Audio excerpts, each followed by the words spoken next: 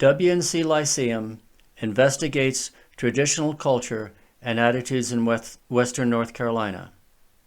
We uncover how existing authority structures stifle dissent, deter the search for knowledge, and hold back our communities. We accept the reality of power, take action, and encourage the use of power to do good. Today, I'm going to talk about protecting Social Security. In 1935, President Franklin D. Roosevelt signed the Social Security Act, one of the most successful legislative programs in American history. The votes in favor of Social Security were as follows. House of Representatives vote. Democrats 284, Republicans 81. Senate vote. Democrats 60, Republicans 16.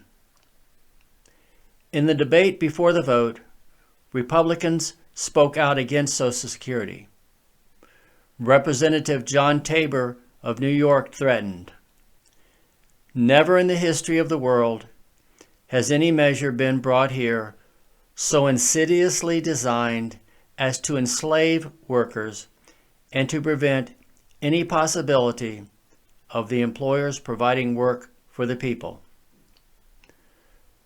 Representative Daniel Reed, Republican of New York, claimed, "The lash of the dictator will be felt, and 25 million free American citizens will for the first time submit themselves to a fingerprint test."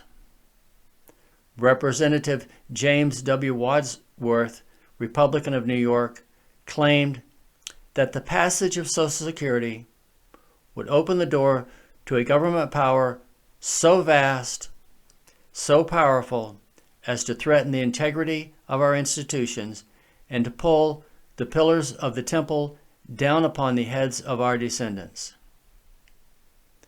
In 1932, voters overwhelmingly rejected Republican claims.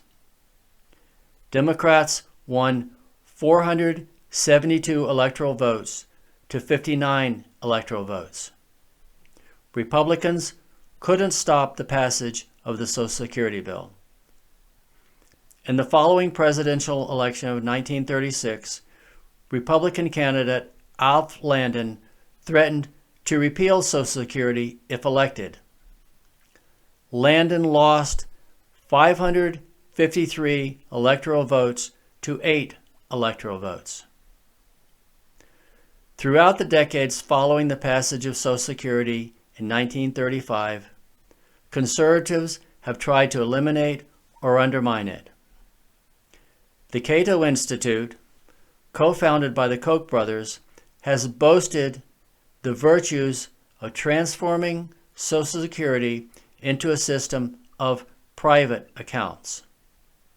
Then, in 2005, George W. Bush and Republicans proposed private Social Security accounts. If Bush's plan had not been stopped by Social Security supporters, the door would have been open for disabling of Social Security by gradually defunding it. In 2020, Florida Republican Senator Rick Scott presented a plan for sunsetting many federal programs and having to vote for their renewal every 5 years. Under such a plan, Social Security could have been drastically cut and altered to put it on a path of certain elimination as we know it. The end of Social Security would have been devastating. Social Security is not a constitutional right. Neither is Medicaid or other important federal programs. So practically, they are up for a vote every election cycle. But it's not just Social Security and Medicare. The entire core functions of the federal government that protect the safety, security, and well-being of citizens are under attack. eventual privatization of Social Security and vouchers for Medicare would be likely if Republicans were ever to consolidate any significant amount of federal power. Let's not take for granted the values and benefits of Social Security. Here are a few. The following are according to the Center on Budget and Policy Priorities. Social Security is more than just a retirement program. It also provides important life insurance and disability insurance protection. Social Security provides a guaranteed, progressive benefit that keeps up with the increases in the cost of living. Social Security provides a foundation of retirement protection for nearly all people in the United States. Social Security benefits are modest. Most older beneficiaries rely on Social Security for the majority of their income.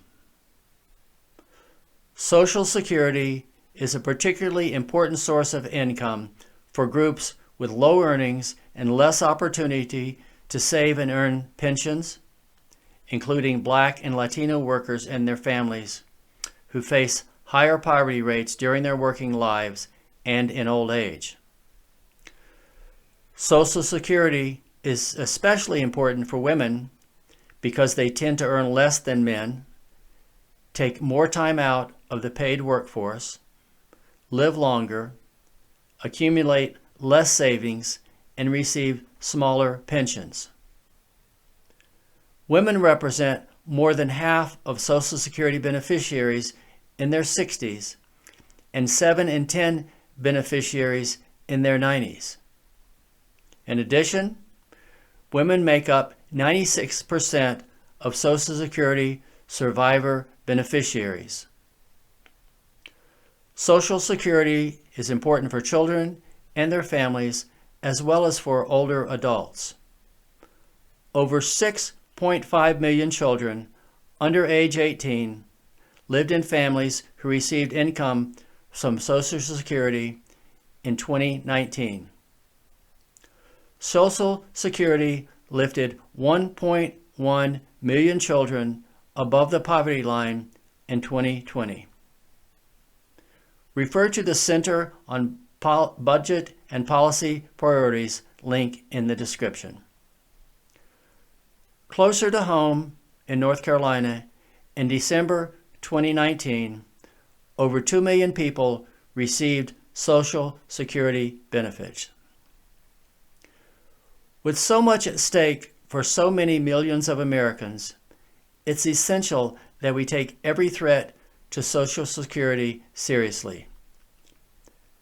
We must vote out of office the lawmakers who don't adamantly and unequivocally support protecting Social Security. Today is January 8th, 2023. Thank you for listening. Please like, share, and subscribe. Remember, it's easier to take risks when you know it's not all about you. Stay close to your local community, find out how things work, and help create a world that works for everybody.